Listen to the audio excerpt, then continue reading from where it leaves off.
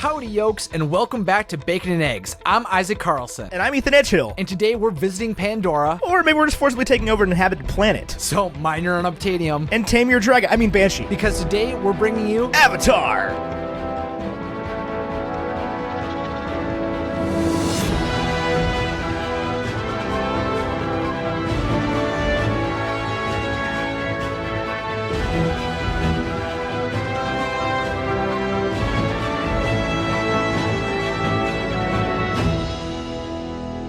We're finally talking about it. The biggest movie ever made until last month. Man, it's kind of crazy. 2 months ago? I guess it's September at this point. 2 months ago. Man, Avatar. Speaking of, okay, let me run the stats down real quick because they are important and then we'll get to the movie. So, Avatar released December 18th, 2009, 3,545 days ago. It was released on a $237 million budget and made $2.79 billion worldwide. The biggest of all time, bigger than Titanic, until 10 years later it was beaten by Avengers Endgame. Scored an 82% critic score and an 82% audience score on Rotten Tomatoes and an 83 on Metacritic. Isaac. Yes. You love this movie. I think it's a super fun movie. And it was one that I remember seeing in theaters, thinking it was a super cool adventure, and it kind of fleeted to the back of my mind. But since the land opened in Animal Kingdom and Walt Disney World, I definitely gained a new excitement for the series going forward, especially since there's so many films that are going to be coming out in the future. So being able to watch this going back and experiencing the journey again, I think it's a fun ride. And also, just for a little trivia, so when you said that this movie cost $270 million to create, Yeah. Tangled, the original Tangled movie, cost $260 million to create. This actually only cost $237 million. Okay. So then, yeah, I misheard you. Less than Tangled. Yeah, it cost less than Tangled, but they developed all this new technology while doing it and everything. That's kind of wild. Okay, so let's talk about the new technology for a second. Okay. So Avatar, I have literally, so recently when I went and watched Lion King, and I talked about this a little bit on the episode that you did with us on Lion King, I went back and watched about 10 minutes of this movie, like sort of right in the middle, some one of the scenes with when they're all the blue people, the Na'vi. Yep. And those shots hold up a lot more than some other shots, but like when this movie came out in 2009, this was a CGI movie like had never been seen before ever. It was such an enormous step forward that it just didn't even seem possible. And now 10 years later, it looks like a Halo video game remaster. Like those establishing shots when they're in the ship, and especially the outside exterior shots of the ship that they're flying to Pandora on, just look horrible. I made sure that I clicked on and like took in a few of the CGI moments before coming on to the podcast to make sure that I was fresh with it. And I definitely felt like there was moments that you had to suspend your disbelief on that it being a realistic world. But some moments really, I felt like still were able to come through and still be as empowering and powerful when paired with the music and the suspension of disbelief. Oh, 100%. Yeah. They still did. It was a huge leap as far as making characters feel not, I don't even want to say lifelike, because like what we got with the Lion King was obviously lifelike, but they were able to keep the characters lively and alive in such a way that like it still rings through. They're still endearing characters to look at. But it's crazy how far we've come with the photorealism, that a thing that used to look photorealistic now just doesn't. Yeah, and that's kind of the danger of creating something that tries to look photorealistic, is that... Sorry, you broke up there for a second? Oh, all right. That's like the danger of like creating something that's supposed to look photorealistic, is that as technology goes forward, it continuously won't. The only things that really can hold up over time are the things that are stylized enough that it doesn't matter over time. Right. Right, for sure.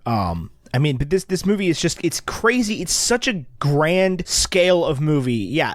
And that's why it was so well loved. And why, I mean, I contributed to this doing well at the box office. I think I saw this movie in theaters like 5 times, which I don't know how I sat through an almost 3 hour long movie 5 times. I still don't know how I did that, but. Well, I mean, that's crazy. The thing I remember the most is sitting down in the theater and not having blue and red glasses to watch 3D. Oh, I know. Yeah, this is definitely the first movie I ever saw in real D. Yeah, and this was like, wow, this is like, it's so dynamic. There's so much going on. It looks so real. It was quite a cinematic event to experience in theaters for sure. when it released. Because like it wasn't Spy Kids 3D. It wasn't like stuff flying out of the screen at you. No, yeah. It added this incredible level of depth that you didn't even realize you were missing until somebody put it in front of you, and you're like, wow, this looks like real, how things really look. And that was the thing, is like it's something you didn't even notice. But so you know this better than most people.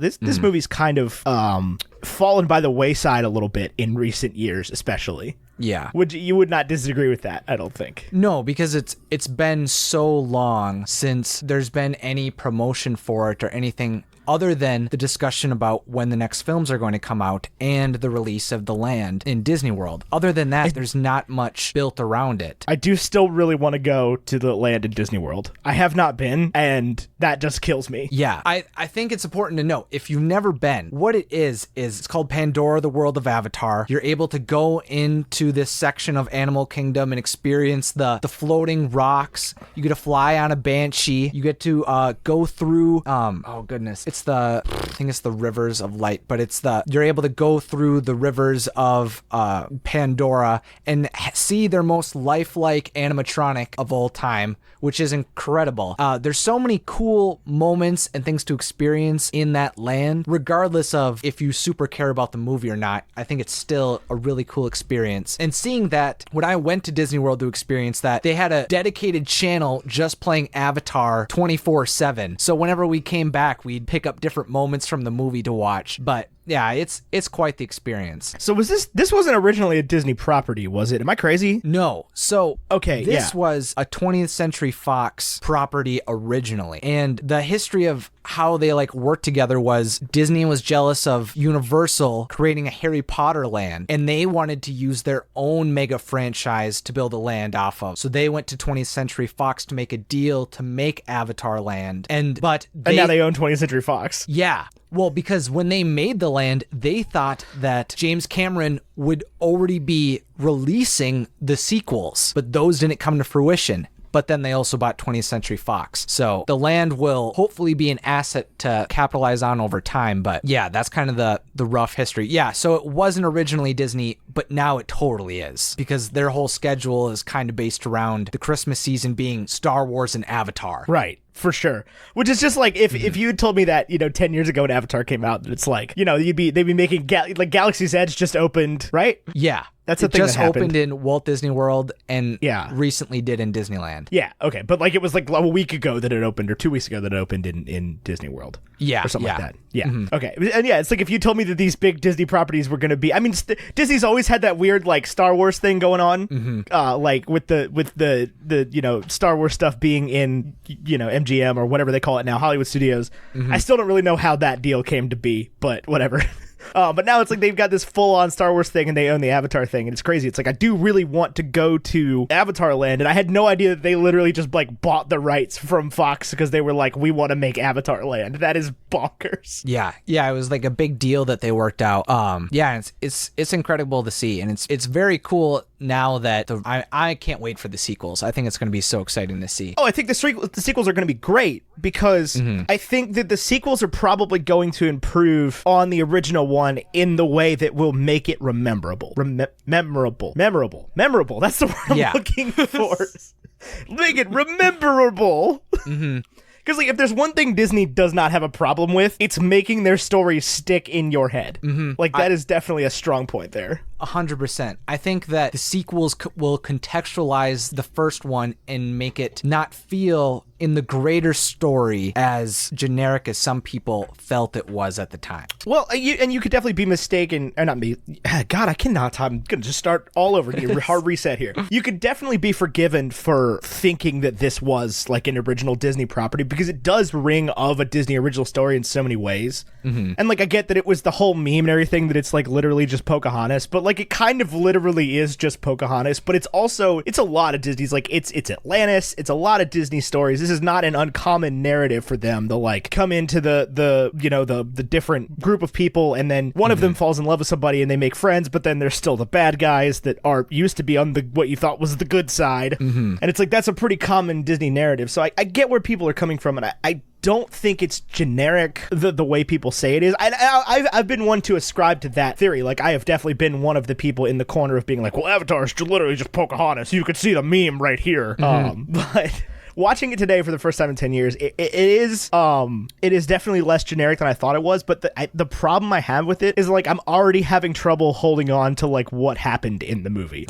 Not like the greater points. Like, I've got the, like, Jake is, I completely forgot that he was like there in place of his dead brother. Like, that was such a, like, there's a lot of like pieces about the story that sort of don't necessarily fit in. I mean, they make sense, but like they aren't really like necessary to an extent. And that's any James Cameron movie. I mean, they are generally way longer than they need to be, just sort of by default. I mean, there was like a 5.5 hour long cut of Abyss that he was like, I want to release this in theaters, and they were like, no, it's 5.5 hours long. No one's gonna watch this movie. Oh my goodness. And it's like Titanic. There's various like theatrical editions that exist that are like 3 hours and 20 minutes long, and it's like you can watch the ship sink in real time, and it's crazy. But that's just James Cameron for you. The dude's an incredible storyteller. I just don't think that he necessarily landed the story on this one quite as well as some of his other movies, especially. But I'm really, really excited for the sequels after watching this today, because I just want them. I want to see what they could do. I want to see what it's going to look like now. Well, yeah. I mean, one of the few things that I've heard about is that they developed motion cap technology that works underwater. So at some point they're going to be going completely underwater and mapping their movements, which just sounds cool. What? That's incredible. Yeah. Like, the reason it hasn't released yet is because they've been developing this technology for the last 10 years. Yeah, because they've been working on this one for a minute. Like, yeah. And they're still not set to come out for, is it next year or the year after? I've got it all pulled up right next to me. It's December 17th, 2021. 21, okay. So you got about 2.5 years. Yeah. Whew, that's a long time, man. That's a full, like, that's 12 years after the original came out. I mean, that's like a Pixar thing, Pixar set that precedent all of a sudden. But for some reason, like, this will feel like such a bigger gap. Like, Incredibles 1, I guess because it happened when I was a kid. But like Avatar 1 happened when I was in high school. Like, I had my driver's license. Like, I drove myself to the movie to see this. So it feels like the gap between Incredibles 1 and Incredibles 2 is going to feel a lot smaller than the gap between Avatar 1 and Avatar 2, just because it is that time frame. It's like that one came out when I was a kid, and then when I was like a young adult. This one's going to come out like from the time I was sort of like a teenager to like a grown man watching Avatar 2 when I'm 28 years old.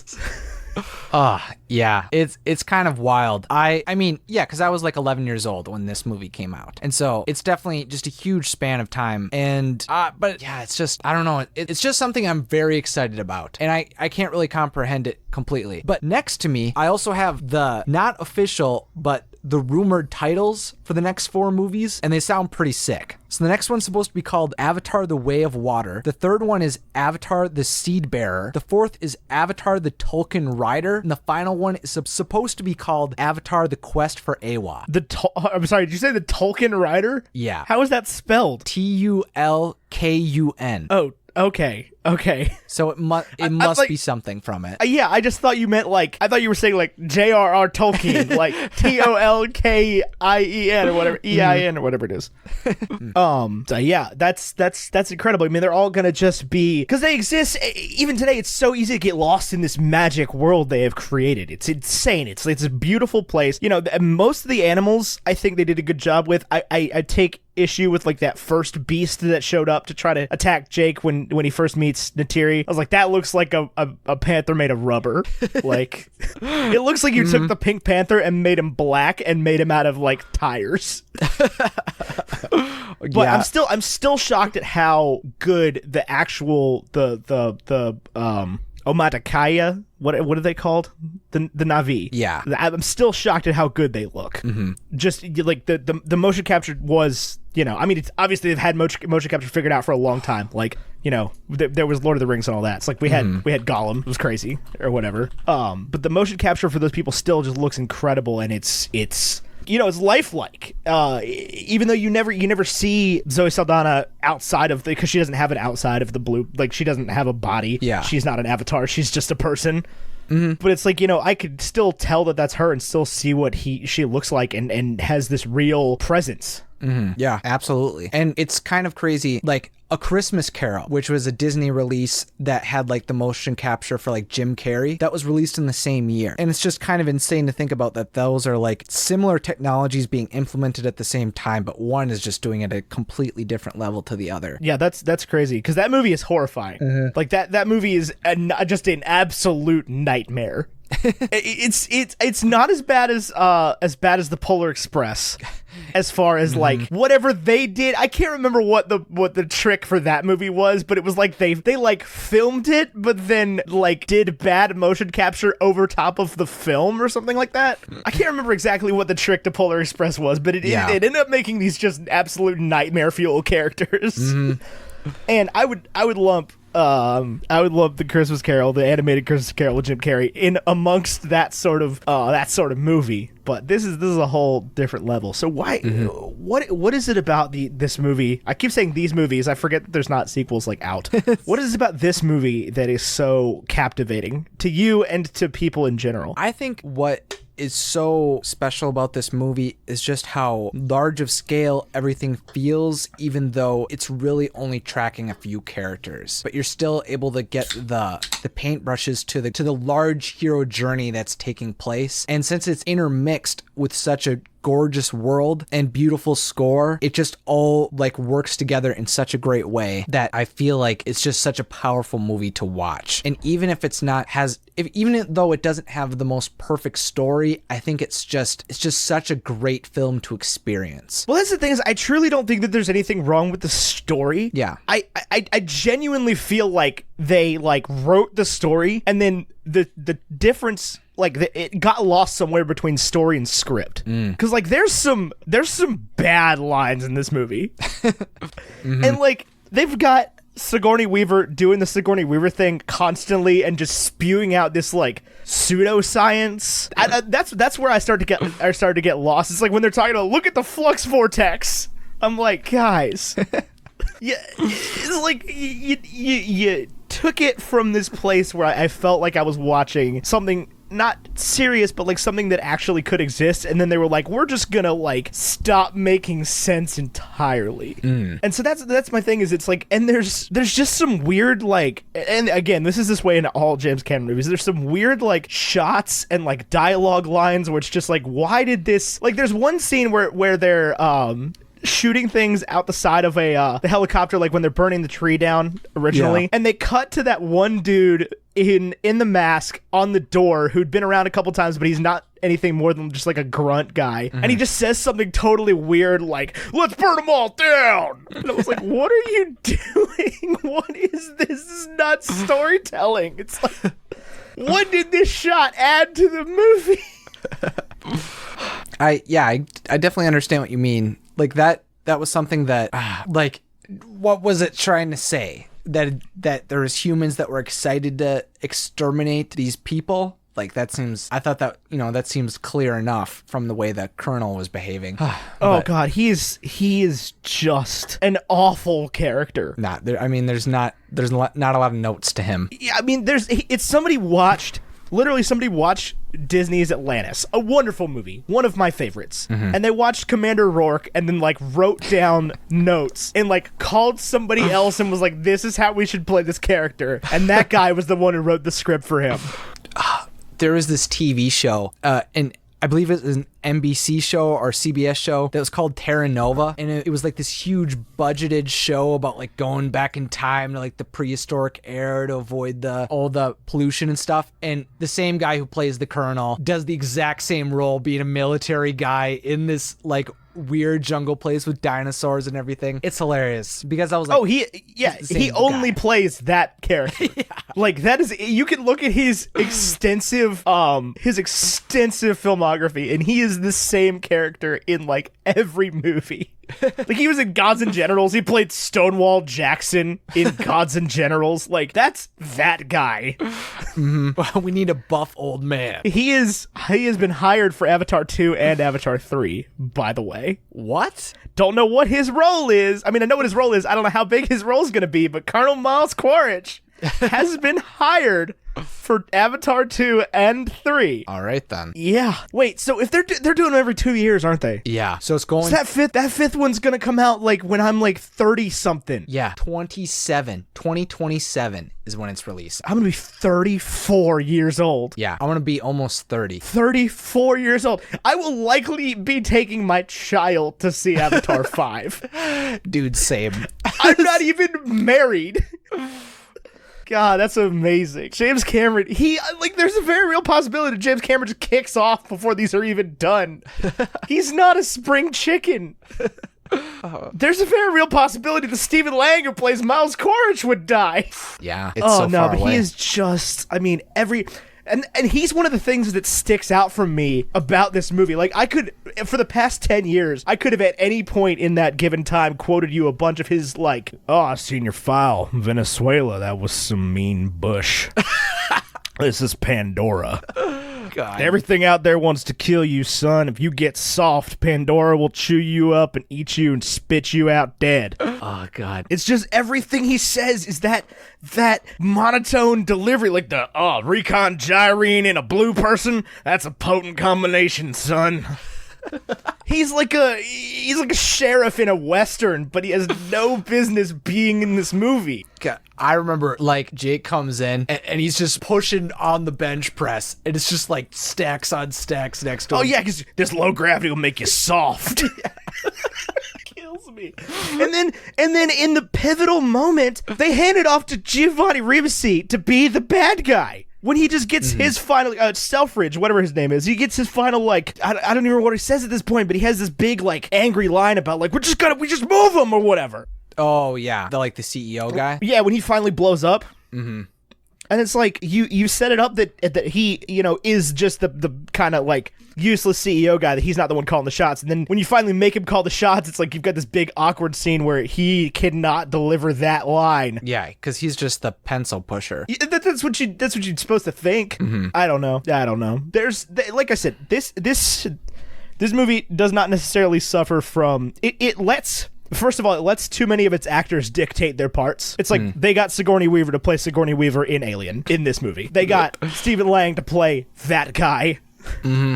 There's nothing wrong with it, per se, but it's just like, they got Michelle Rodriguez, who is Trudy, to just be that person that she is in every movie.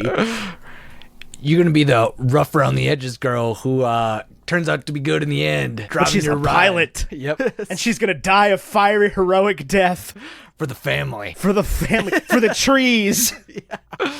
And I mean, it literally is just Disney's Pocahontas, but that's because Disney's Pocahontas is just a fairly standard story about everything. Yeah. Like, you could, because they did that thing where I talk about this, it was definitely a meme that circulated around the internet before memes were even a thing, but it was like the pitch from Pocahontas that somebody just crossed out all the proper nouns and replaced them with the proper nouns from Avatar. But it's like, you could do that with Atlantis, you could do that with literally any movie, any, like, racially charged movie ever is the same deal. Yes. Like, any of those, like, this is a black cop who has to go work in a majorly white district. It's like, it's the same movie. Mm-hmm. And that's fine. There's a reason those stories get told, and I don't think that's a problem. I don't think that's the problem this movie has. Like, and granted, I was the one I'm talking a lot about this because I sort of feel bad about the way I've treated this movie over the past 10 years.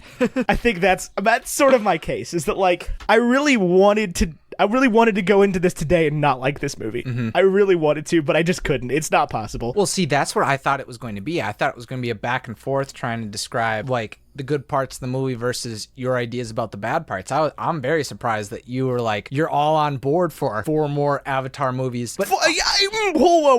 I am on board for, I realize that at this point I've been grinding against the gears for too long, and I've sort of realized that I'm not going to stop. I cannot personally stop Disney from this insane quest that they're on right now to own everything and just run every franchise into the ground slowly but surely. Not that I think they're making bad movies, I just think that they have no concept for when they should stop making certain movies. Because again, I'm not particularly stoked for 4 more Avatar. 1 more Avatar movie, 2 more Avatar movies. Let's get proof of concept there for these sequels. But this is like, no, we're gonna greenlight 4. We're gonna give you what? I don't know, $1.2 billion to make these movies. Yeah, it's pretty ambitious. Because like if this cost $237 million in 2000, when did they make this? Like 2004, 2005 they started this?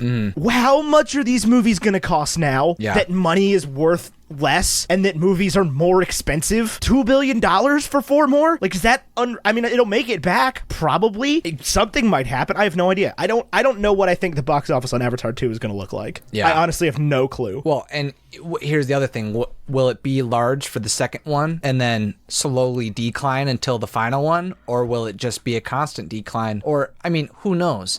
But because it all depends on what, especially the next one is, but really the next 2 are, to determine if people are going to stay on board. Right. Because that's kind of how I felt with Fantastic Beasts series, is I saw the first one, thought it was all right compared to the Harry Potter movies. Thought it was all right, but it proved its concept. It gets a sequel. Yeah, it's like, there's more to be had. Probably more could have happened, or, you know, if it would have been more streamlined or something, but okay. And then the second one just kind of like, it's like, okay, I mean, these are still things that I wasn't in love with in the first ones, but I guess we're getting 2 or 3 more of these. But all right. And I truthfully do not think they're going to see that Avatar. I don't think they're going to see that series to the end, to tell you the truth. I have very, very low hopes is not the right word, because I'm not particularly hoping one way or the other, but I have low expectations for how long those Fantastic Beasts movies are going to last. I agree, especially since they keep getting delayed. Because if this new one doesn't crush, like absolutely crush, I think they're done. And that's what I would hate, is for them to sort of leave this story off in the middle. I hate to see any story left off in the middle. Like, TV shows getting canceled drives me crazy. Movies getting canceled, movies not getting a sequel drives me crazy. Like, I hate to see any story cut off in the middle, but it's like, I kind of get where they're coming from. Yeah. Like, Crimes of Grindelwald didn't do that well in the box office, and like everybody hated it, like literally everyone. But I unless it's very, very good, I don't see the second one making as much money as the first one. Oh yeah, because like literally 3 movies ever have sort of even hit anywhere near that mark. Yeah, how do you convince people to show up more than they did to Avengers Endgame? Like, I think it's a very difficult road to walk, but I mean, who knows? Yeah, I have no idea. I would love to, like, obviously I don't want to fast forward, but like I'm just very curious to see what it's gonna look like. Yes. Because this is a big bet. It's crazy, like, because now that Avengers Endgame has beaten it, it just like doesn't hold any record anymore whatsoever. Just because of the specific way that it made money. Like, it kept making money sort of it didn't have like a big thing at the beginning. It sort of made a lot of money every week. Whereas even Avengers Endgame, it was like, it made almost, so much money in the first, like, it made $1 billion at point 2 in the first weekend. Then it like sort of struggled to kind of get across the line there. So it's like, it was overtaken in so many different aspects. It's like, it's not the biggest movie to ever come out in December because of Star Wars. And it's like, it's not the biggest movie ever anymore. It holds like 3rd and 4th and 5th weekend records, but that's it. Yeah. And it's just crazy how it's just gone from the list now. Because it sat there for so long. Yeah. I don't know. It's a big movie. It is. It is. Big movie. What did you think of Jake Sully and Neytiri being together? I have never liked the dude that plays Jake.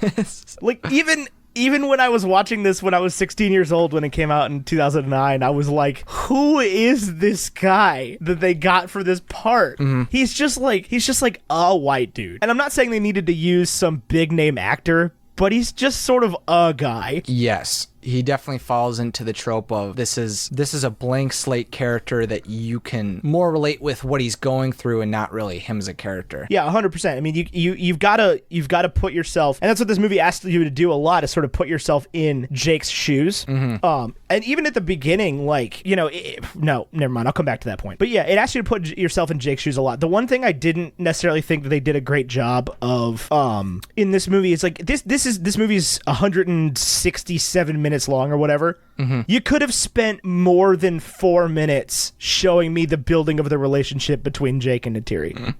Because you get from him being like, yeah, totally, 3 months, I'm going to infiltrate the natives, awesome, to like, you know, I don't want to go home. You get that like real quick in the movie. It's like, it's supposed to be months or whatever. It's supposed to be all this time built together, and it's not quite a montage, but it's like almost a montage. Yeah. And that was just the one thing I was like, man, you just skipped a lot of like important. You could have at least shown me a couple scenes of like him sort of getting it. Sure. Yeah, I definitely understand what you mean. So that was my only, from like a storytelling perspective around Jake and Neytiri, that was my only thing, is like, it sort of didn't sell me on why he bought in all of a sudden. I mean, I get why he buys in. You're showing the scene where he gets to run, and that's enough. Like, he gets to walk again. He's talking about his own feet as if, or he's talking about the Avatar's feet as though they're his own feet. And it's like, that's all you need to sort of know what he's feeling. But it's like, I don't know. That would have, I feel like that would have been good movie storytelling. Yeah, because they spend so much time him entering Pandora for the first time at night, and then you spend so much time with him like kind of after he's decided that it's like settling in, that he's now has to make this big choice. But yeah,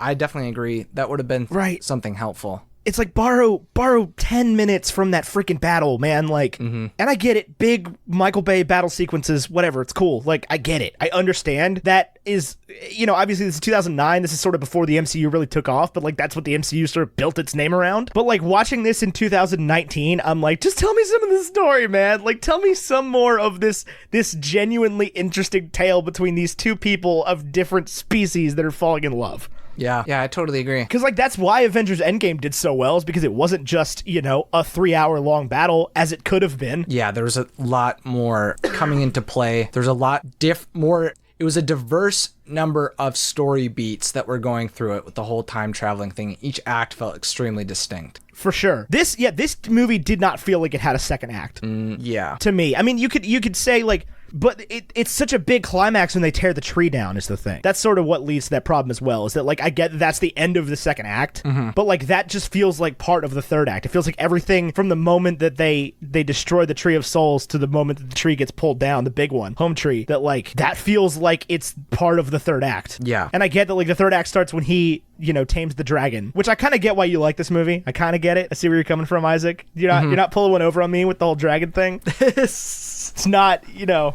it's not that slick. I get where you're coming from. Because when he does the thing where he's like, you know, he's the biggest predator out there, why would he ever look up? I'm like, man, you would do really well in Berk. Dude, that's what the ride is like at Walt Disney World. It's called Flight of Passage, and the whole idea is that you're flying on the back of a banshee. And so many people are like, that would be so cool if it was a How to Train Your Dragon ride. That was like one of the first thoughts I had after getting off of it. Oh, I'm sure, yeah. DreamWorks needs a park. No, I said that, and then I disagreed with it immediately. Okay, here's how it be. Here's what happens. DreamWorks needs to buy Warner Brothers, and then DreamWorks needs to make a Harry Potter / How to Train Your Dragon theme park, and that's it. Dude, do you know who owns DreamWorks? Who? Universal. Guess who owns Universal? It's Comcast, man.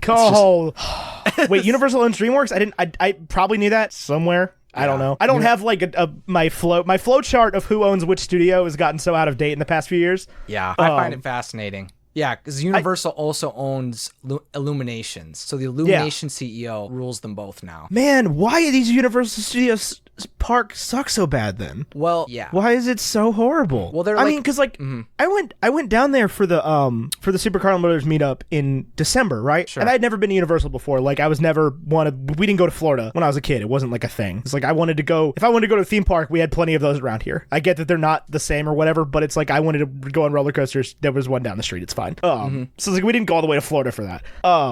But so I went to Universal for the first time as like a 25-year-old man. And granted, I went to Harry Potter World and I was like, man, this is really cool. This is a really cool thing. But like, it's really small. It's like really small. It's like a really small area of that park. And they've still got rides based on like Men in Black 2 and The Simpsons and the 2001 or 2003 Hulk movie and like King Kong that came out in 2005 or whatever it was. And it's like, guys, you own I guess now I realize that they own the How to Train Your Dragon movies and all the other DreamWorks properties. They own freaking all the Jurassic Park movies. Like, what are you guys doing? You have so many great properties to capitalize on with these rides. Why is there a Spider-Man ride? Why is there a The Mummy with Brendan Fraser ride? Well, I mean, why do you have the Rock and Roll roller coaster that isn't sponsored by Aerosmith? Like, what are you doing? Just rename them. Well, that's kind of the weird thing about Universal versus Disney, is that when Disney implements something, it's typically something that has already made a huge impact in pop culture in some way, or it's a timeless story that they like can bet on. Like, they're putting in like a Ratatouille ride. Like, Ratatouille isn't going to suddenly become dated in 10 years. Like, the story still is good. Some people are concerned about Marvel, but I honestly think, just based off of the history of Marvel comics, Marvel is a legacy franchise. Yeah. But like The Mummy, yes, it has a long history, but that one iteration is not something that I necessarily think needs its own experience. It's not even that. It's just like you can go around Universal Studios, the theme park, and you can clearly see that like they're putting all of their time and energy and money into Harry Potter World. Yeah. But like Harry Potter World is not growing fast enough for them to justify for it to look like they're putting all their time and money and energy into it. They need, if they want to make the parks, and I guess they're probably doing all right because they keep it open, but just from like an outside perspective, it's like if you're going to compete in Orlando, you gotta offer some freaking magic, man. Like, you gotta, because that was the one thing that shocked me. And I know that there are people that listen to this show that work at Universal Studios, and I'm sorry, the people that work in Harry Potter World do not buy into it at all. They're just not. The exception of some of the people that work in like Ollivanders and stuff like that, your average Harry Potter World staff wouldn't last a freaking day at Disney World. Interesting point. And it's like, if you work at the Krusty the Clown ride in the Simpsons land, whatever, dude, like, fine, be miserable, that fits the bill, but like it's Harry Potter World. Like, if I was Universal Studios, that's where I'd be, and I get they are, but like I would be putting more time and energy and money into like making Harry Potter World bigger. Yeah, expanding. Because right now it's like we were there on a weekend, but it was the middle of freaking winter. Like, the beginning of December, and like there was not room to move in Harry Potter World. Well, December is typically like in between Thanksgiving and Christmas is typically a very dead season. So yeah, it being packed like that is kind of crazy. Well, no, that's the thing, is the park was empty. Empty. It's like it was a ghost. You go over on the side of the park that has the Men in Black ride and all the Simpsons crap and the Transformers ride. Again, Transformers 2007. What? Why are you doing this? Just call it Bumblebee the Ride. That was your new movie that came out and made a ton of money and everybody loved it. It was adorable. Just repaint it yellow. It's not hard.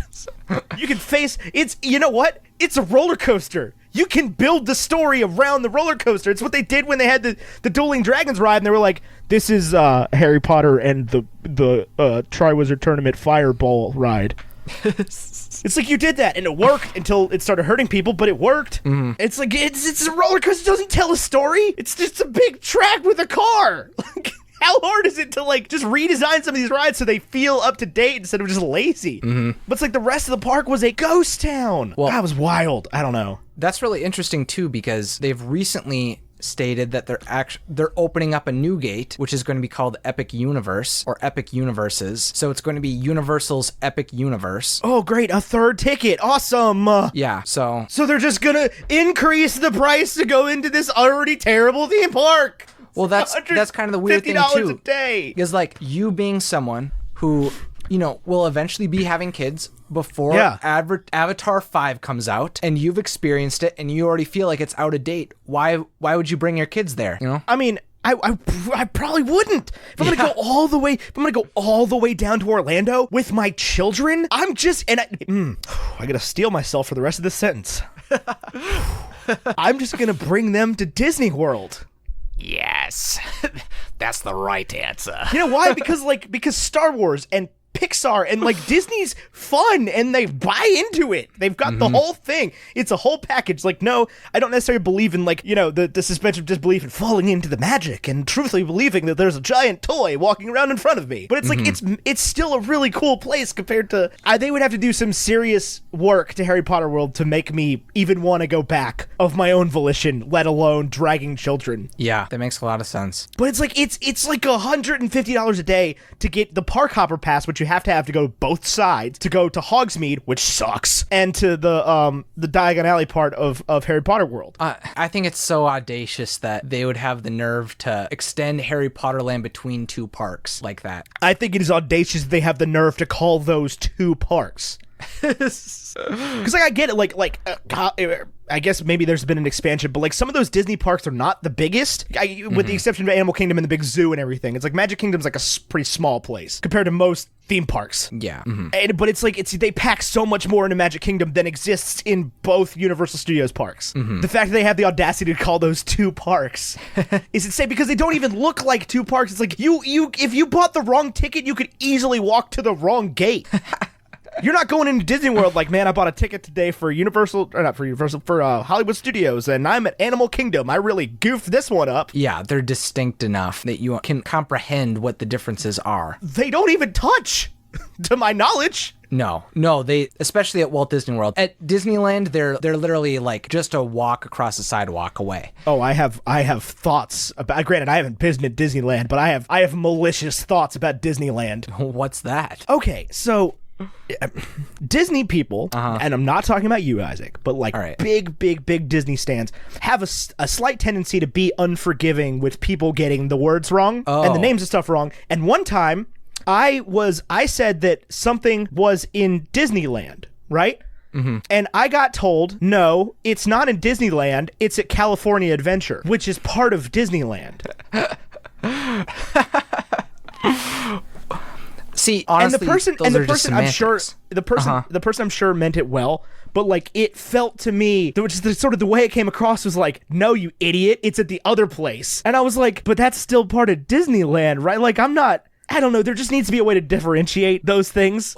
I mean, yeah, it's so silly because it's the Disneyland Resort and then Disneyland and California Adventure are the two parks. I get that they're two parks, but it's just like, call one of them Magic Kingdom 1 or something, like just invent a new thing. Call the thing that you call Disneyland something else, or call the whole thing something else. Well, yeah, I can see that. I mean, I don't think it's that big a problem. I just think it's something that should not be scrutinized over, because it's like, dude, I don't know the difference between California Adventure. I know that California Adventure is the one that has the roller coaster. See, and I don't like that type of scrutiny with stuff like that, because then I don't want to have someone who just feels, in the middle about Disney. They can appreciate some of the things they do, but are critical of it at times, feel like isolated and feel like it's too large of thing that they can't approach. And so I think those types of things should be forgiven much more in the Disney community. For sure. I mean, I notoriously, I don't get the parks the way a lot of people get the parks. Like, I think they're very cool. I think they're very cool theme parks.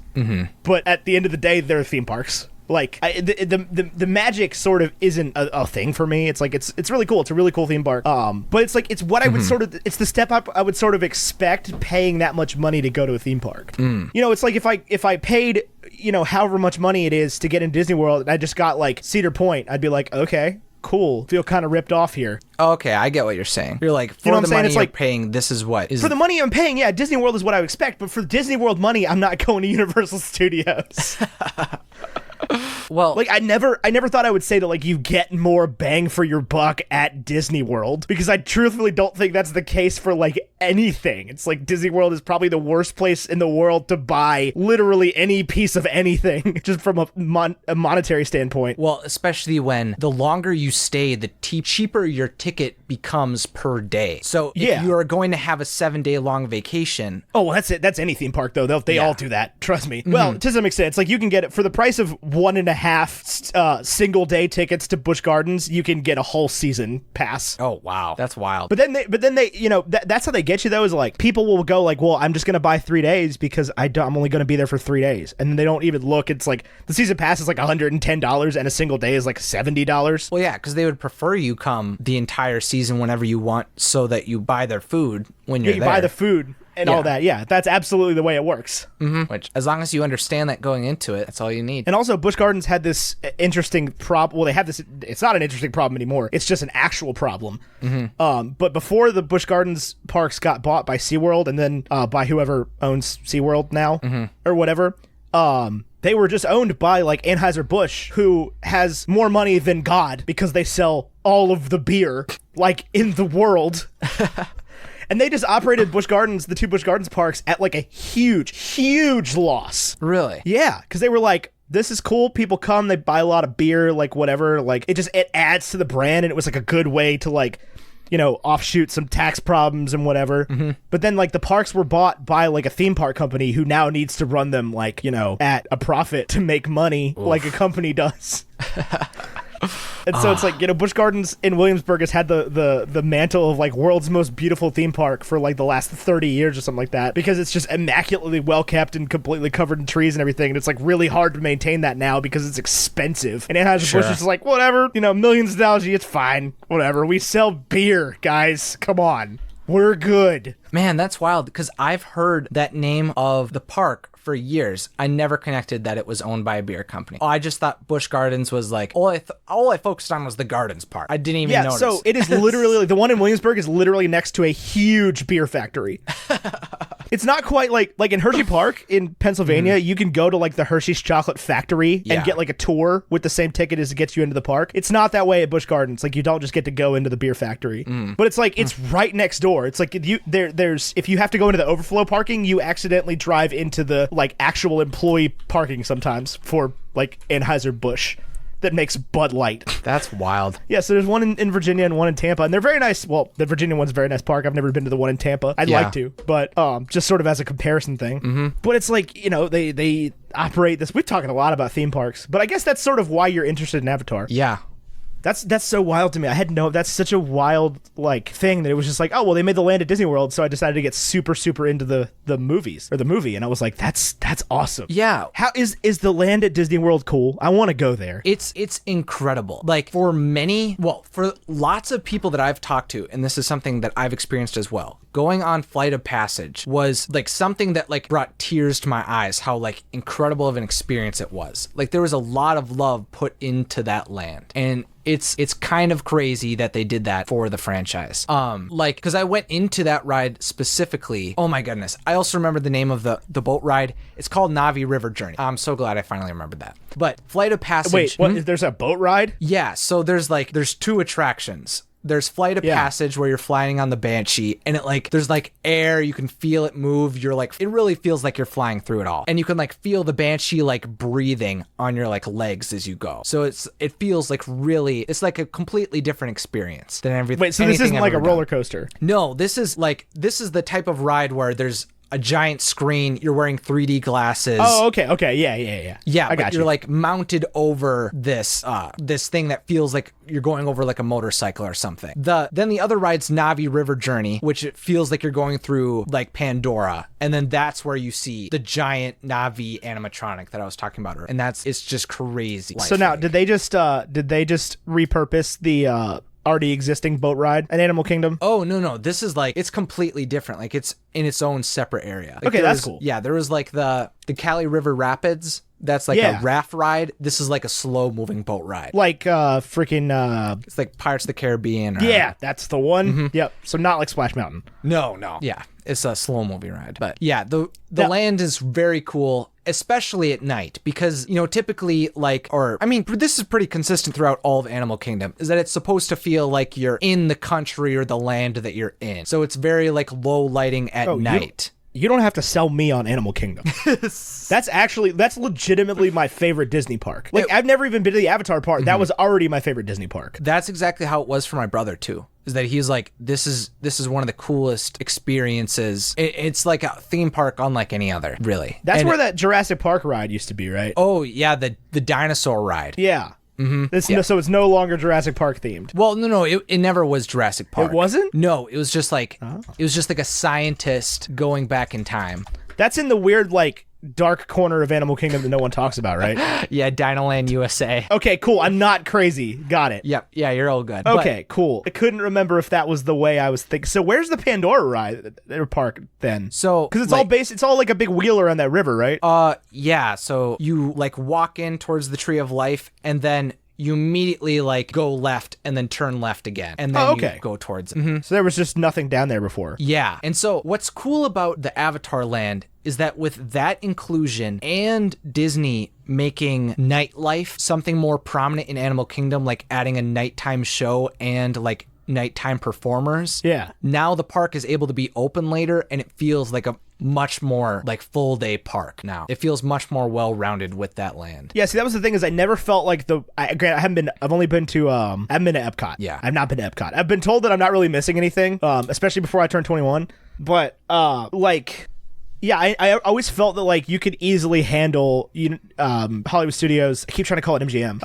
You could easily handle Hollywood Studios and Animal Kingdom in the same day. But then I also heard people were like, I spend 2 full days in each park every time I go. And I'm like, that is bonkers. See, that's depending on, like, what type of stuff you do. Because if you show up right in the morning to Hollywood Studios and you do all the rides you want to and aren't interested in going to eat in any of the sit-down restaurants or going to any of the shows, yeah, you can go through it pretty quick. Now, it's going to be much more difficult now that there's Toy Story Land open and Galaxy's Edge open. For sure, yeah. But that's what I'm saying is it sounds like they're just moving both of these things into like more full day locations. Because like you can spend a full day in Magic Kingdom, no problem. Like there's a lot going on there. Yeah. That place is just crowded. Mm-hmm. It's the most visited theme park in the entire world. I believe it, 100%. I would have said Disneyland, but I believe it. Oh, it's third. Tokyo Disneyland is number 2. So Tokyo Disneyland and then US Disneyland? Yep. And then Disneyland Paris.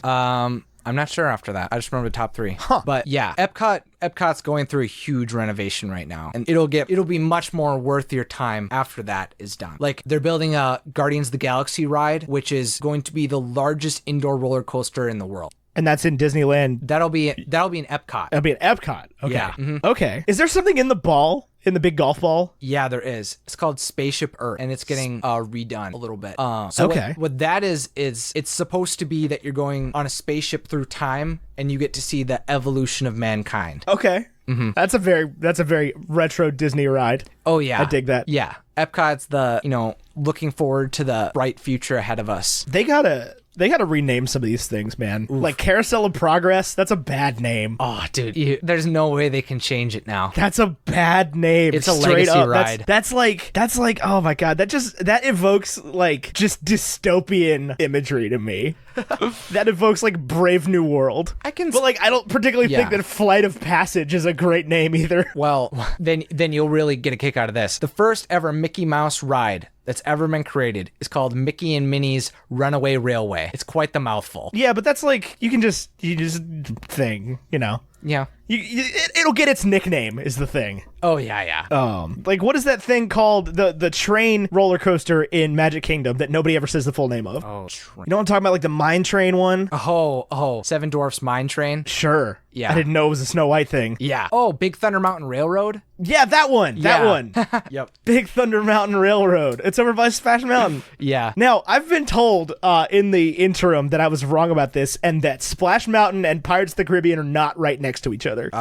No, they're not. Yeah. No, for some reason I have a memory of them like getting off Pirates of the Caribbean, walking like right around the corner and going to Splash Mountain. I don't know why. This is welcome to Isaac and Ethan talk about the Disney World parks in excruciating detail. Yeah.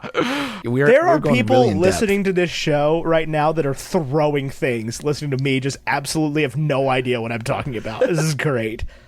I can hear the DMs slamming into my inbox. I'm just like, no, of course they're not next to each other. It is kind of right around the corner. Like it's kind of, you get off the ride. Well, I mean, everything's right around the corner from each other in Magic Kingdom. Well, I mean, like if you said Splash Mountain and Space Mountain were together, that's like, you gotta walk across the hub. But this is like literally like you turn out of Frontierland and you're like very close to it. Where's Pirates of the Caribbean? Adventureland? Yeah, it's an Adventureland, and it's number 21 on the map. 21. God, there's so many things. Yeah, a Pirate's Adventure. Oh no, that's a Pirate's Adventure. That's not what I want. What is that? Discover mystic adventure and collect treasure finder cards in the self-guided quest through Adventureland. Interactive adventure. No, that's not it. So it's number 20. It's that building right there.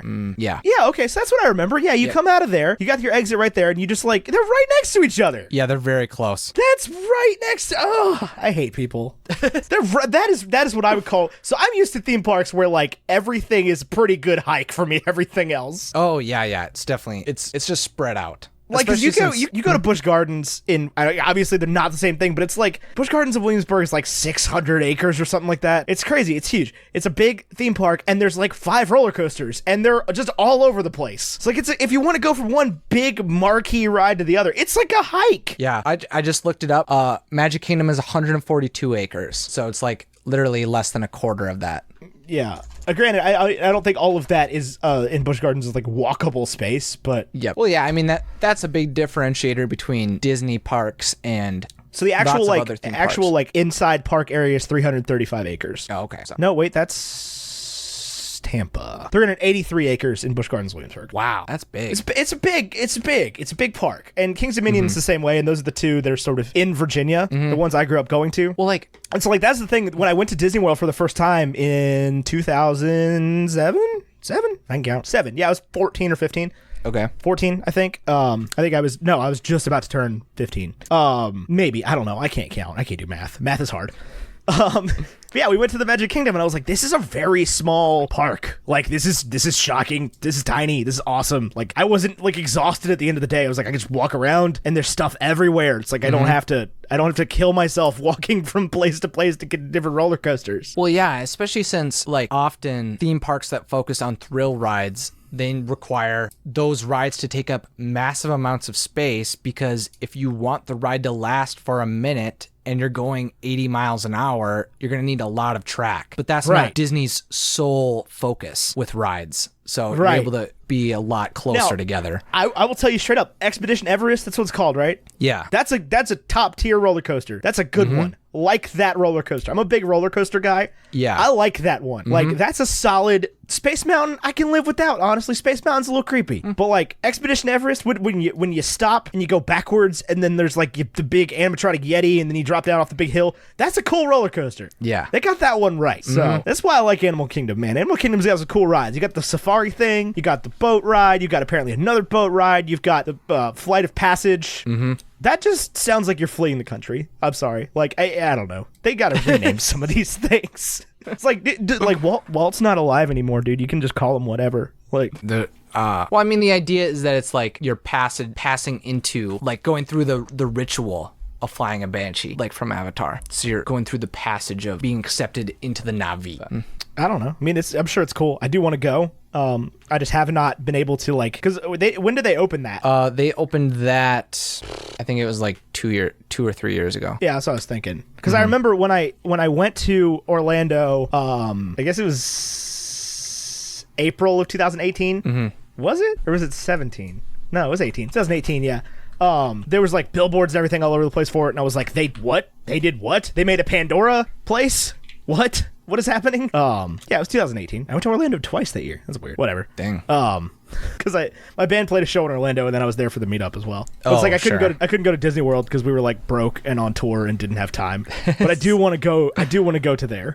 But we'll see. I'm sure I'll make it back to Disney at some point before the end of the world.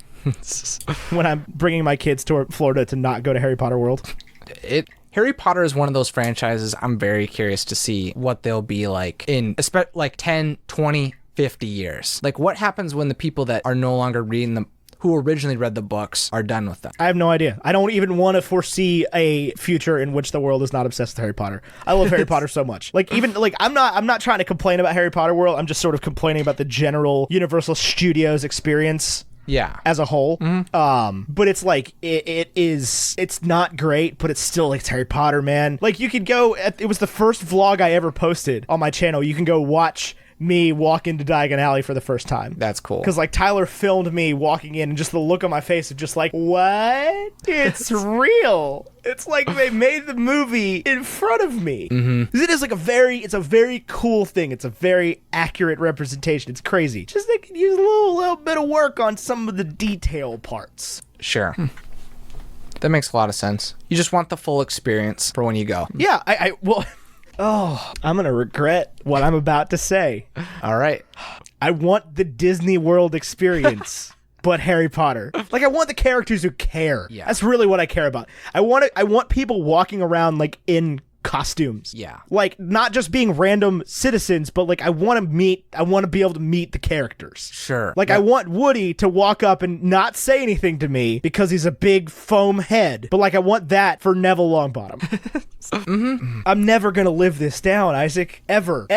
This is going to be the episode that people point to as my downfall. Yeah, where you started saying that Disney was a entity that you enjoyed, and that No, I did it last week because Ben and I talked about Frozen. I did it last week, and I think I said something that was like, I prefer how Disney handles their like extended universe in that they just let theories be theories. Yeah. Because I do truly like, because like if J.K. Rowling worked for Disney, it would be like, you know, if J.K. Rowling wrote Toy Story, it's like there would be no Pixar theory. Yeah, because she would just criticize pick it apart.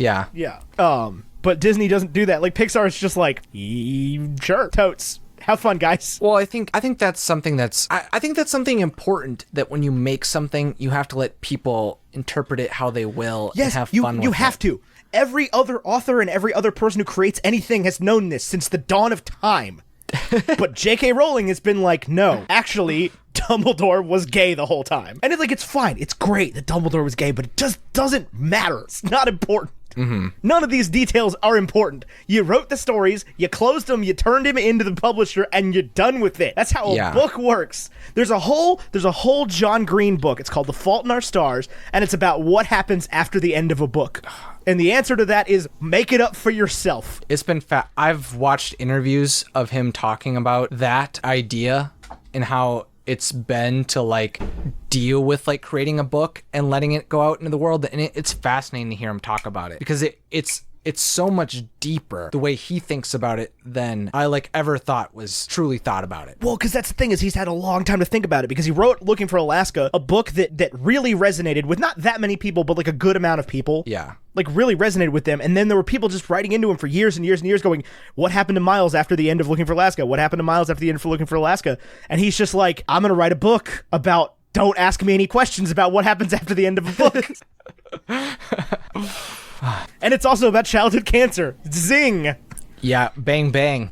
Just really crushed everyone's spirit on that one. Okay, bye. The Green brothers are a different type of creative breed. Like, oh yeah, they're just, it's ridiculous. It should not be legal. Well, I mean, I was surprised how well Hank Green's book did, because it was like John Green's established himself as a successful author. I was just so surprised that wasn't surprised, but I wasn't surprised that Hank Green's book did well. I was surprised that it was good. Yeah, that it was critically acclaimed as his literally like world famous brother. Yeah, who had and it's like a completely different level of book. It's like John could never have written An Absolutely Remarkable Thing, and Hank could never have written The Fault in Our Stars. And it's like they're two totally separate people, but they share so many details. It's like you can tell this was written by a Green brother.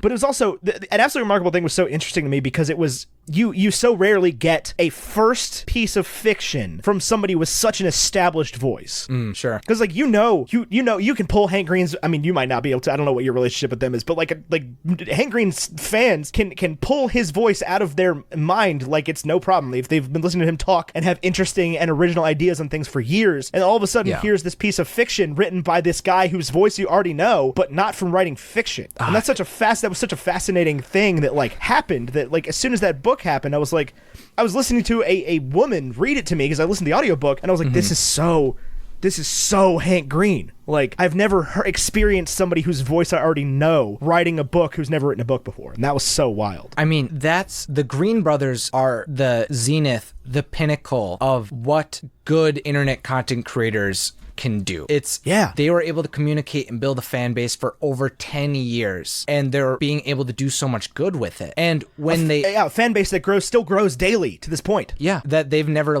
their channels never die, and they're still doing things that are exploring their interests and expanding who they are. That's not purely for cash. It's not, they didn't pay a ghostwriter to write a little diary book about them or something like that. Oh yeah, that is so uninteresting to me about YouTubers. The big YouTubers are like, I'm just gonna ghostwrite a memoir. Yeah. Or I'm gonna have a memoir ghostwritten for me. It's like, dude, I'm so bored of that. Now granted, I am generally bored of the whole subset of I'm a white person who did something good and this is my memoir. Like, I'm a white celebrity, here's my memoir. I'm so bored of that entire genre. It's like everybody's like, I'll read Chelsea Handler's new book, read, Amy Poehler's new book, and I'm like, I'm good. They might be very enlightening to some people. It's just not my thing. So it's like once YouTubers started doing it, I was like, guys, you're interesting for reasons that you're interested for reasons that mainstream media have not figured out yet. Write a book that is interesting for those reasons. Sure. Because it's like if everybody who did YouTube videos, and obviously I'm sitting here talking to a person who makes their livelihood on YouTube from making genuinely interesting and innovative content, it's like,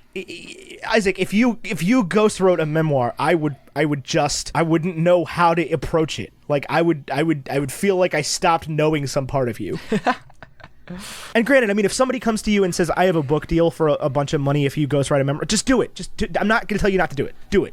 Take the money, release something into the world, like get your thing while you can get it. I have no problem with that, but it's just like watching the Green Brothers for so long, I have this immense level of respect for these people that just continue to create everything from their own hands. Yeah. Well, and that's because I don't think I would be able to create something that's so like tied in with like a legacy as a book, or something that's as big as a book, where it's like, like I've tried my hand at doing things like merch and going through like paths like that, creating affiliate links, trying to do stuff like that to like further monetize my content and do things like that so that, I can continue to make YouTube videos. But with something as feels like as intimate or could be as powerful as a book, that would be something that I'd want to put, much more thought into. Well, that's the thing is like you see a bunch of, 1 million, 2 million subscriber YouTubers making books that sell to like a few people because it's just, it's cool. It's like you wrote a book, you did a thing, great. You have your name on a book. Awesome. Like nobody can ever take that away from you. That's a really great thing. But it's just like they're not getting anywhere with it because it doesn't feel like a genuine and creative piece of content. Whereas it's like, an absolutely remarkable thing. It's like it sold because it was Hank Green, but it also sold because it was good and it sold because it was important. And it's definitely not without its flaws. There are huge problems with it. People have enormous problems with it in the way he wrote, and it's like that's wild,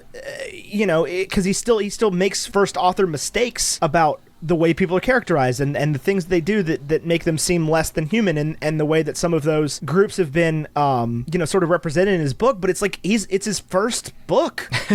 And that's the thing is like you don't get a first book from somebody who's established like that. Even when somebody ghostwrites, it's like it's definitely usually not the first thing they're ghostwriting. Like you don't just get on the YouTube ghostwriter money train by accident. If you could, where's my sign up sheet? I would love to do that. You kidding me? I'm still trying to convince Ben and Jonathan to let me ghostwrite a memoir about them. Oh yeah. SCP, man, the Super Carlin book, it's right there. It's just sitting there. Yeah, I could see that. I have because Rhett and Link did. Now, when it's two people, I feel different about it. Because like Rhett and Link did the thing where they wrote the Book of Mythicality, and it's like a field guide for like existing in the weird world. But it's also like stories and stuff about their collective, and that just feels like a lot more genuine because it's more than one person. Sure. And they had a writer on it, but they also contributed a lot to it. It's like definitely part of their personal stories. And I mean, they don't get to be Rhett and Link without like putting genuine. You don't get to buy Smosh without doing something right. Oh, they were the ones who bought Smosh? They bought Smosh, dude. It was Rhett and Link. If you'd have told me back in 2008 that one day I would watch Rhett and Link, who had like 400,000 subscribers, buy Smosh. Watch That's these two wild. chuckle from North Carolina. Buy Smosh. I'd have been like, what? I'm sorry, what? What do you mean they're going to move to California and start a YouTube empire? What do you mean daily videos? What is that? Dude, daily videos...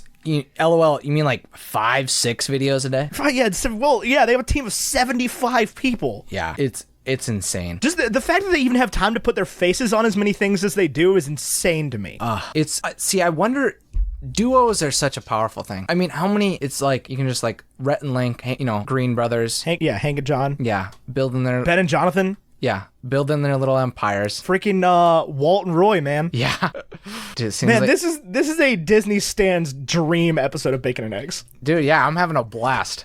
This is just like, I don't know what is going on with me today. I'm just in a really good mood, I guess.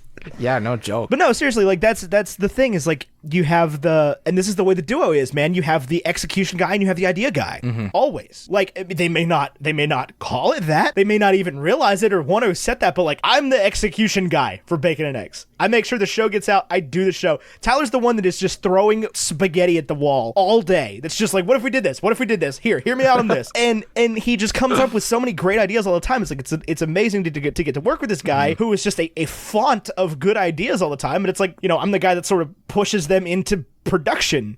And it's like, it's important to have that piece, those two pieces.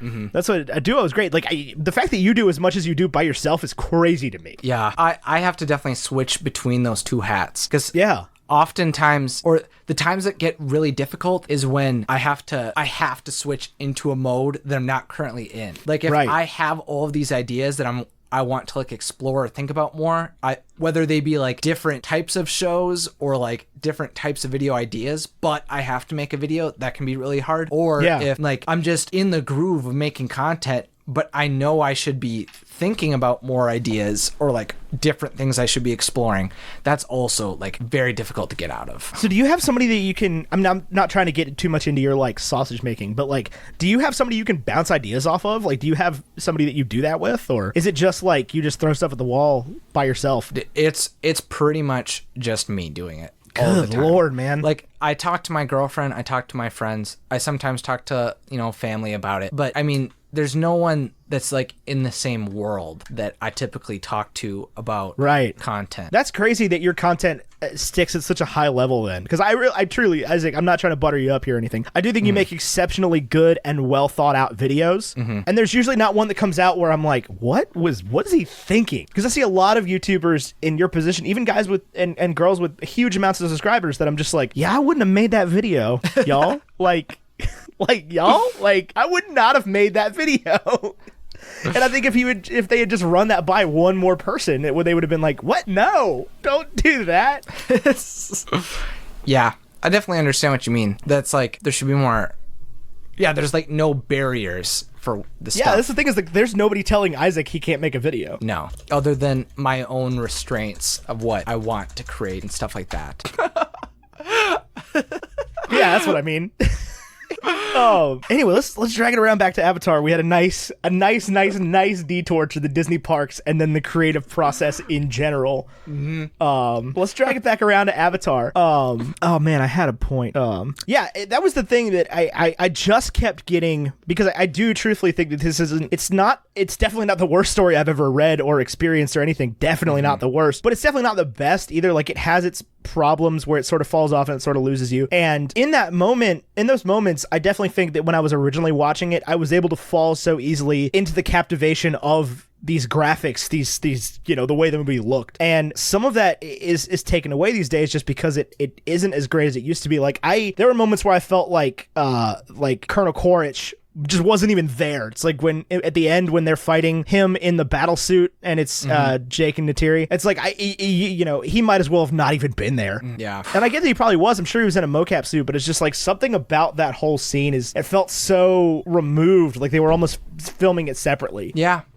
I definitely understand what you mean. There was definitely things that felt like they could have blend together better, both story-wise and visually effects-wise. But I don't know, it's interesting, especially after projects like this now, where our standards are so high for visual effects, where because I feel some of the dips in this movie are still the peaks in other movies. Oh, definitely true.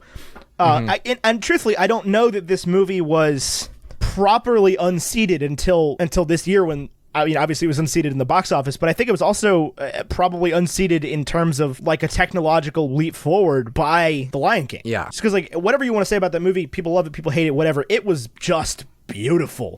Just an incredible feat of CGI engineering that didn't seem possible 10 years ago. Yeah, to the point where, Jon Favreau sneaked in a real life scene and you could never have pointed it out. I could never. Yeah. Which one? The only moment that was recorded on a camera was when the sun was first coming up. That was real Africa. At the beginning? Yeah, that was real. The rest was not. I just got chills. Chills. Oh, what a god. Yeah, you would have never told me. If there was one scene I thought might have been real, it was the scene of that little mouse or hamster or whatever it was running around before Scar caught it. Oh, sure. Because that just reminded me so much of those nature documentaries. Oh, yeah. That specific scene where it's like, I literally expected a voice to come in and be like, here we come to The African savanna mouse, right before its moment of death. Or like, I mean, even the moments where they were like shooting a camera through a tree and then you could see the stars move. Like, I can't believe that wasn't just recorded. Like, if you were in Africa, but I guess he didn't. Yeah, were they, so they went to Africa for one scene? It's like he and Jon Favreau on a camera was just like, yeah, I'm going to film the sun coming up. Cool. Well, I think they were there for like research purposes, but yeah, that was one of the things they captured. See, what I wanted is I wanted there to just, like, I wanted the backgrounds to be real, but not the animals. I think that would have been so great just to see the behind the scenes of, like, Jon Favreau and 3 other dudes with a drone just, like, filming the movie, and then they cut in the animals later.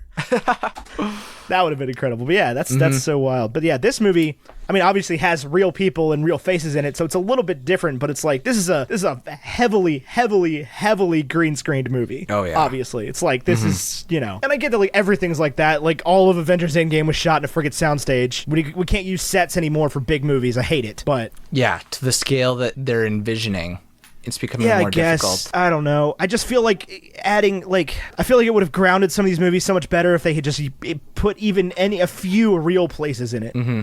Like, that's what I think was so great about the Lord of the Rings movies. You know, whatever else aside, the weird filmmaking that they use, like the landscape, the establishing shots are still incredible because it is just shots of the real freaking world. Yeah, Middle Earth feels real. Because it is real. It's just like New Zealand. It's just a crazy place out there. It's like they just have it. You can still go visit the freaking hobbit holes. Yeah. And I think that's, like, especially in, like, Black Panthers, like, the fact that Wakanda isn't a real place even at all just sort of, like, threw me a little bit. Sure, that makes sense. But obviously we're talking about an alien planet here. That's always a little bit trickier unless you're filming Mars, in which case you can just go to Utah or wherever they do it. There's, like, a field that they use to film Mars. I believe it. Just hit that red slider all the way up in Premiere and just call it good. Yep, this looks like a hostile world. Yeah, it's like, but that's the thing is, Pandora doesn't look like a hostile world. It's this beautiful. Now, I don't love the fact they called it Pandora, and Unobtainium might be the like worst name for anything ever. Yeah, but again, that's sort of just where you drop off on the pseudoscience here. It's like if you count all that out, all the fake math and the fake science, it's like it holds together. Yeah, it's it's very clear about what it's trying to say, but I don't think that's horrible. Oh no, it is very, very, very clear. And I don't think I picked that up when I was a kid, because I was 16 when this movie came out. Yeah, because I'd had my license. I was 16, and I, like, wasn't particularly, like, a giant racist when I was 16. So, like, I didn't really experience a lot of the problems that this movie is sort of pointing out. And that all of these, like, these fish out of water in a different society movies are kind of pointing out. Yeah. But, like, they put a pretty fine point on it when Colonel Quaritch is like, how does it feel to betray your own race, son? I was like, man, I've heard this line before. Holy hell. Yeah, they put a pretty fine point on that one. James Cameron was not afraid to say what he was trying to say here. No. Which... And that's the thing, is you can spin it however you want. There's so many different peoples that you could attribute this movie to, and that's what's even more sort of horrifying about it. Yeah, it's kind of disturbing. But, well, yeah, and it also gets messy when they literally are a different species where it's, it's not an exact one-to-one comparison, but, it's still these are still individuals with humanity. Right, and it's just so, they see them as savages and that's sort of where the story starts to break down for me, is that I just refuse to believe that we would act like this as a people. Yeah, that you'd hope in 21st century hyper-connected world that would be difficult to do by like the United States. Right, like I just feel like by the point that we've developed the technology that allows us to fully explore and cryogenically bring people to the Alpha Centauri system, I feel like we probably figured a few things out at that point, and maybe we stop being enormous racists and don't treat the aliens that are 5 feet taller than us like savages. Yeah, who are able to learn all of our languages. Yeah, pretty easily. Yeah. They're clearly an intelligent life form. They have a city and they have an interconnected thing. Yeah, they live in a tree. Cool, yeah. So we probably live in trees too in that freaking America. I don't know. I'm curious. I'm very curious to see what they come up with for a story for the next ones, because you got to think it's going to be like the Pirates of the Caribbean movies, where you have one that is sort of like an establishing of the world, but doesn't really have anything to do with any of the rest of them. Yeah, it's just kind of showing off who the characters are and what their adventures will be like in the future. Right, like 2 and 3 are going to have a lot more to do with each other than 1 and 2 did. Oh yeah, absolutely. Now, that being said, I do hope that they're better than the Pirates of the Caribbean movies. Yes, because while I did like the trilogy of Pirates of the Caribbean movies, 4 and 5 definitely fell off quite a bit. I have literally not seen 4 or 5. I wasn't crazy about 2. I do think 3 is my favorite. 3 is, for me, it goes 3, 1, 2. Yeah, 3, 1, 2, and then I have not seen 4 or 5. Yeah, I think that's not the worst thing you could skip out on. Nobody has ever said anything good to me about any of them. Like, even most people are like, yeah, you should see it. It's worth it. These people are just like, nah. And, like, I feel weird just not having finished the series, but, like, I just have no desire to. I don't want it to ruin it for me. I saw someone tweet today, I would really like to see a Pirates of the Caribbean movie without Jack Sparrow. I would, too. I think he's a deeply uninteresting character at this point. Yeah, because he was explored, I mean, to some extent, in the trilogy. Yeah. Of course, they left an enormous moment of growth and character development for Jack in a deleted scene. But whatever. Oh, really? What was the deleted scene? The deleted scene was the people ain't cargo mate scene. Oh, yeah. Or not whatever. No, because he said that at one point. I don't know if that line made it in there, but the whole backstory on that was the deleted scene. God, that's too bad. About how he got his 100 souls. And that was such an incredible moment of this. And this is the other thing about Pirates. I don't know where they get this lore, because everybody acts like there's some, like, encyclopedia of Pirates of the Caribbean lore that I'm just missing out on. But this is what that's what I see on the things that have gotten pushed to the normal media from Tumblr, is that it's this crazy amount of, like, backstory that just doesn't exist in the movies, and I'm like, where are people getting this? There is not source material. There was a ride. I remember there was a young Jack Sparrow, like, young children's book series that was releasing when I was younger. Was there? I didn't even know that. Yeah, that chronicled, like, the rise of Jack Sparrow. There's some stuff in the 5th movie about Jack Sparrow, but not very much. But there's stuff here and there. Right. There was a comic book series based around Avatar that's recently come out. So they've continued the story. Was there? Yeah, it, like, just concluded or something. Well, that's cool. Yeah, so they're still expanding it. Their social medias are still going. Every once in a while, posting who should be wished a happy birthday. Jack Sully. Jake Sully. They are, yeah. I mean, I'm excited to see these. And truthfully, when I asked you to, like, do this movie, I was like, oh man, this is gonna be really weird, because Isaac and I are just gonna come to a head about why I don't like Avatar that much. And I watched it today, and I was like, this movie really isn't that bad. No, I think it's hard to, like, hate on it that much. Yeah, I think you just have to accept it for the story it's trying to tell and the adventure that they're trying to show off. I think. Now, I am almost certain I will have to watch it again before I watch the sequel, because I will have forgotten everything about it again. Yeah, I mean, I can just already feel it evaporating from my brain, like, like the silence in Doctor Who. Like, I can't. It's just leaving as we speak. Well, yeah, I mean, like, Jake Sully's friend who was hoping that he would get accepted into the clan instead of Jake. Like, that character, like, completely fled my mind. Oh, Norm? Yeah. Yeah, when the dude from Dodgeball showed up, I was like, who are you?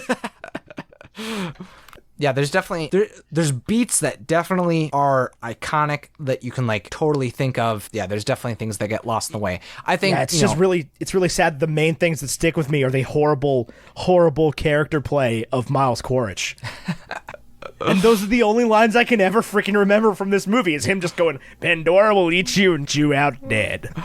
I always remember, man, I just love going to these seminars. Or these, like, nothing like a good old-fashioned safety brief to make you feel at home. Yeah. It's like, it's such bad scripting where you're like, oh, this guy's a Marine. He's tough. All right. So, Isaac, if Avatar was a breakfast food, what would it be? Okay. I'm picturing like a really exotic drink of some kind, like some really exotic smoothie. They put in, like, way too many fruits. There's definitely. There's so many. This huge is a freaking slices. fruit-based economy. Yeah, that there's, like, it's just super lavish, but, like, you drink it all, you eat it all, and you're left excited to see what the next smoothie they'll make is. That'll hopefully be larger and bigger, but, still not fully satisfied. You're ready for more. I could definitely see that. I'm game for that. Yeah. I'm definitely ready for more. I did not think I would be saying that. I think it's... Now I'm just sad that I have to wait 2.5 years for it to come out. Yeah, I know. Every single year, I think maybe it's this year. Nope. It's not. It's not next year. It's the year after that. Yeah. That's just crazy. It's like you could have a baby right now, and that baby will be like a toddler by the time the first movie comes out. Yeah. Like Luke Carlin would be able to see it in theaters. Ooh. He might not get it, but he'll be old enough. Yeah, Avatar will be a franchise that he'll literally grow up with. That's what's so wild that like these kids will grow up with these movies. It's like the first one came out a long time ago, and then like the first sequel might have come out when they were like a little too young to pay attention to. Mm-hmm. But it's the same with like the kids growing up with Toy Story right now. It's like, you know, the kids that saw Toy Story 3 when they were like 3 or 4 years old. It's like they're like in high school and stuff now. Yeah, I mean that's like me with the prequel trilogy of Star Wars. Is that I was only able to see the third one in theaters, but I still remember Star Wars hype being a young kid. Oh yeah, I am so jazzed for the new Star Wars. That's not even I'm not even on the same level. Granted, I have not seen the trailer yet, so don't tell me anything. That's fair. But I'm very excited for the Rise of Skywalker. I think it's going to be great. Man, Maybe. I hope so. I hope so too. But I really liked The Last Jedi as well, so whatever.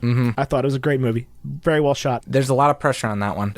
They have to wrap up a 9-movie saga. Right. In some way that feels satisfying for the giant cinematic stories that have been told already. Right. And then we get 2 more trilogies that nobody's excited for. Yeah, I mean, because we have no clue what they're about. Honestly, I would be excited if they were set way, way, way before Skywalker's. Give me some prequel, Old Republic stuff. Yeah, some Old Republic stuff, yeah. Yeah. But, I mean, like, nobody is particularly trusting of D.B. Weiss, David Benioff right now from Game of Thrones, who are writing one. And everybody hated Ryan Johnson's movie, so I don't know. We'll see. Yep. If and when those ever come out. We're getting The Mandalorian soon, right? Yep, November 12th, we'll get the first episode.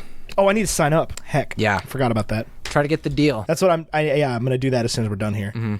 Because think I got my code. I don't know. Maybe. I hope I got my code. I was not a D23 member ahead of time, so. No. I was able to do it at D23, so that's what I was how was looking that? at. D23 was it was a crazy event filled with lots of people that were so excited and passionate about Disney. So being able to see all of these super passionate people in one place was super cool. It was something that also was super chaotic in a way that I wasn't expecting, since I'd never been to like a convention before. And right. I think through the experience I've learned I'm not a huge convention guy. I've got all of the patience in the world for theme parks, but I'm not a super big convention guy. Oh, yo, that's how I felt about PodCon. Oh, yeah? Yeah. I was like, this is great. I should be enjoying this a lot more than I am, but I'm not sure that I'm that stoked on conventions. Yeah. Well, and I know it's supposed, like, for some people, it's like a networking thing. Some people are going for the exclusive merch.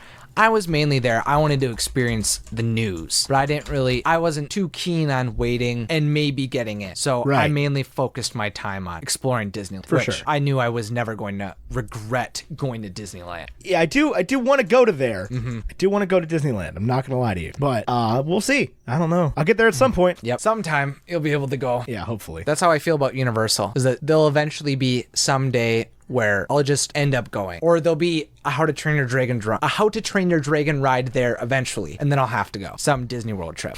Fair. We'll see. We got to put this on the big board of all the movies we've ever reviewed. Also, I don't think that when I signed up for D23 the other day, I don't think it took, so I don't know that I can get the deal, which is kind of a bummer. Oh no. Yeah, I thought it, because I never got the code, and it doesn't look like it's telling me to join D23, so I don't know that I got that. Oh, jeez. Which sucks, because I wanted to just pay for Disney Plus for 3 years. I swear, because I filled this freaking form out. That's wonky. Yeah, member since 9/02/2019. That sucks. Unless it hasn't sent yet, but I don't know how that works. No, because it's just telling, because I hit join. I don't know. Whatever. I don't care. I'll just pay for it like a plebeian. I don't know. Whatever. Screw you, Disney. I take back everything I said. Yeah, I don't know. Whatever.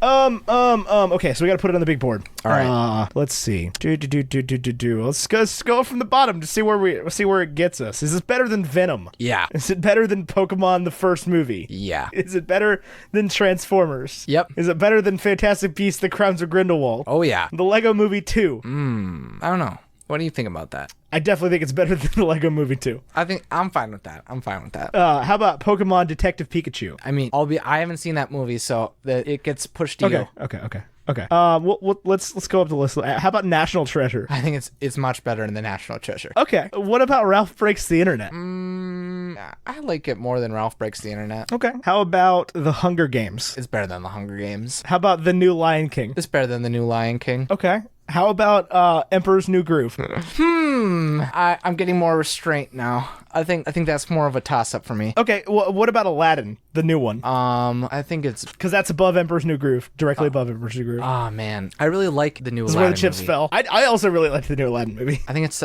such a fun time. What would I rather pop into my Blu-ray player? Okay, let me tease you with this one. Is it better than Spider-Man Far From Home?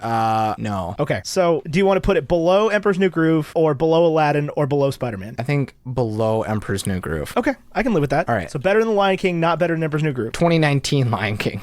2019 Lion King, yeah. Yeah. It'd be a different conversation. 2019 Lion King. Yeah, 2019 Lion King. Also 2019 Aladdin. Mm-hmm. Okay, cool. I don't remember how to add a row. Insert row below. There we go. Perfect. Mm-hmm. I know how to use a spreadsheet, I promise. Avatar. Well, all of these are listed as number 3 because of an episode that we had a while back. So I don't know where it falls because I don't want to count that many 3s. But just know they're all listed as number 3, except Venom, which is number 52. Oof. Granted, we haven't done 52 movies yet. We just decided that there's no movie that's going to go below Venom this year. I can't imagine you guys reviewing one that would go below it. Yeah, I can't either. We generally do like good movies. Yeah, at least popular by viewers. For sure. Mm-hmm. All right. Well, Isaac, what's next for Watso? Oof. Well, coming soon, there's gonna be a lot more Lion Guard content. We're in the final season. If you guys are interested in deep what Disney in God's Junior name lore. is Lion Guard? Oh yeah, it's going deep. I've seen a lot of that. It's very excited. Pretty soon, I'm gonna be creating a podcast where I'll be interviewing people that are pursuing their dreams by following their passions. I'm very excited to do that at some point. But the main place to find me right now is Watso videos on YouTube and Instagram. Those are the 2 places that I'll be at. All right. I see you. Mm-hmm. I see you. Okay. Well, Isaac, it has been an absolute pleasure. Thank you so much for podcasting with me today. I really appreciate you stepping in while my compatriot Tyler is being a dad. Dude, absolutely. Not that he will suddenly stop being a dad by the time he comes back on the show, but he is being a new dad right now and taking care of his lovely wife and his beautiful baby girl. Mm-hmm, dude. So I appreciate you coming in. This was an absolute pleasure. I think that this episode is going to rapidly become a fan favorite. Oh, man. Yeah, we went far off the rail, talked about a lot of different topics. I mean, we stayed more on the rail than, because getting to the Disney parks from Avatar is not that much of a tangent. I mean, we spent a long time there, but, we could have been talking about shower caps, man. There's a lot of places this could have gone. Mm-hmm. Not that I think I have particularly anything interesting to say about shower caps as related to Avatar, but, Isaac, it's been an absolute pleasure. I'm Ethan, and you can find me on Twitter and Instagram at WowNow, but the O's are zeros, and at Edge Hill Photos on Instagram in that order. You can find the show Bacon and Eggs Pod wherever podcasts are sold. It's Bacon and Eggs, a movie lovers podcast, wherever podcasts are sold. You can find us on Twitter or Instagram at Bacon and Eggs Pod, or you can go to patreon.com/bacon and eggs and join the Discord server, and you can bother me about all the great things I said about Walt Disney World on this episode. And I think that's all I got. Isaac, you got any final thoughts, bud? Man, I'm excited to go mine some unobtainium in 2 years. There you go. We'll have you back on to talk about Avatar 2, the second part. All right, here whenever Avatar 2 comes out, if we all still exist and are doing content. True that. Oh, man. All right, Isaac, it's been an absolute pleasure. Thank you for listening to another episode of Bacon and Eggs. I've been Ethan Edgehill. He's been Isaac Carlson. And until next week, arrivederci.